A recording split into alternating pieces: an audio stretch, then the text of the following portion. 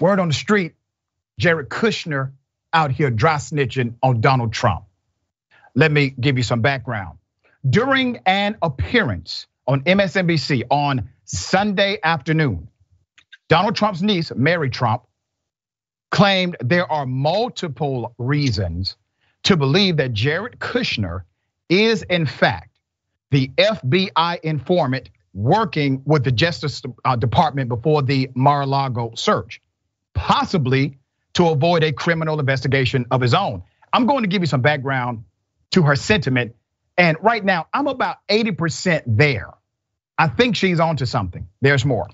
Agreeing with former Trump lawyer Michael Cohen that there was something suspicious about the fact that there was no hint with the DOJ or that the DOJ is scrutinizing Kushner's $2 billion business deal with the Saudis.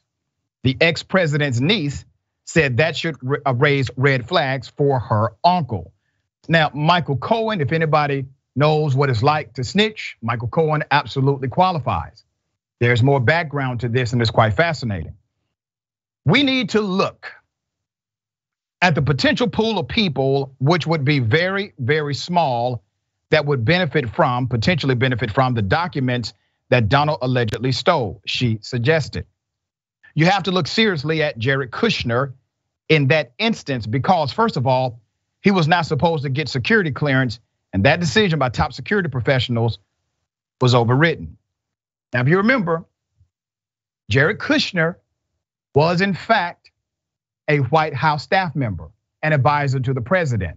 They made him director of American Innovation. Ever heard of that office before? Of course not, because it didn't exist before he arrived. They created a position for him. It was established just so he can fill it, not accept a salary. And then when he left, the position ended.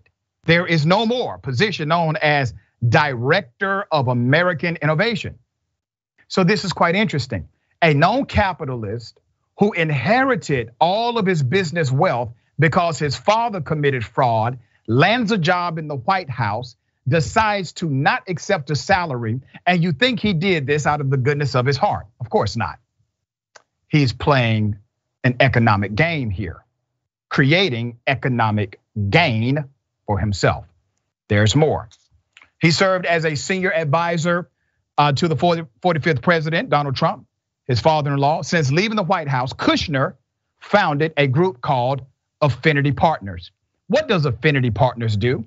It is a private equity firm that basically controls nothing but Saudi government money. That's all it does. That's his job, period. There's more. Kushner is the son of the former real estate developer, Charles Kushner. Some of you may remember that name. Obviously, he's married to Ivanka Trump, former President Trump's daughter, and also a government advisor at one point. As a result of Kushner's father's conviction and incarceration for fraud, Kushner took over management of his father's real estate company called Kushner Companies, which launched his business career. He literally got his start because his daddy was convicted of fraud.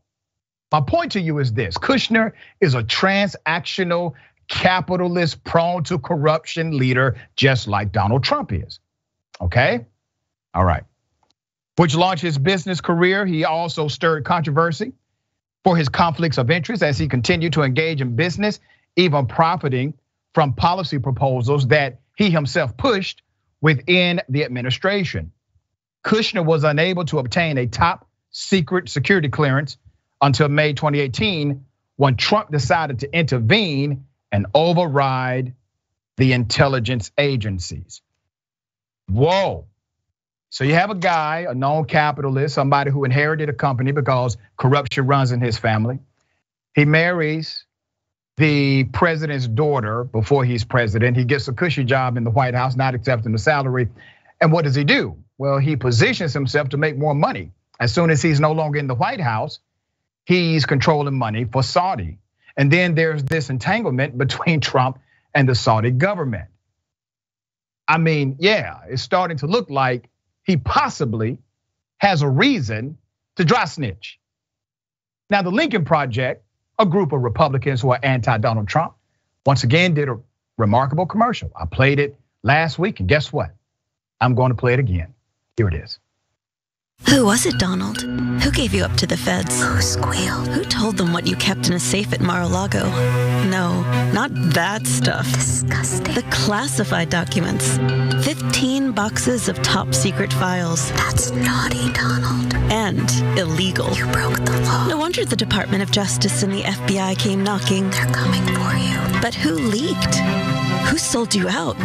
Was it Jared? Ungrateful. Ivanka? They're backing away from you. Don Jr.? Your own son. Eric? Do you even care? Melania? She wants to escape. Mark Meadows? Who did it? All your old Washington friends are talking to the 1-6 committee and the grand jury. They weren't your friends. Maybe it was someone closer. Who could it be? Someone you trusted. Betrayed you. Now you're the first president to have his home raided by the FBI. This is your legacy. It's bad, Donald. Your father would be ashamed. And there's no one you can trust. No one. No one at all. There never was. Yeah. You know, Donald Trump is a sore unto this nation. He's a dark spot. He's antithetical to the potential that this nation actually has. But he is a reflection of the reality of this country. Remember, Donald Trump is a product of sentiment. That sentiment is there if Trump exists or not. All right. Sharon, thoughts on this? Well, you said a lot. You've said a whole lot, Dr. Richey. And on face value, well, I have to agree with you, right? Everything you said about Jared Kushner. But I think Mary Trump's comments might be a little unfair here because we haven't considered one thing. His father went to federal prison, a prison camp. Conspiracy, tax evasion. That does something, I'd imagine, to a son who never got over that. So it could be horribly unfair to point the finger at Jared, particularly when everybody knows Ivanka's probably the real one, dropping a dime, and Melania's probably also forwarding information to the feds. The point is, when you have so many enemies, Dr. Richey, they all could be on a party line giving him up. Who knows? It really could be that serious, but that's what happens when you get into the White House. Everybody is new, just like your money, new money, and no one has real loyalty to you, and you tick everybody off. Yeah, and he's done it intentionally. It's not as if he, fumbled into bad relationships. He absolutely created bad relationships with individuals himself. We're going to continue to follow what I think is an interesting angle.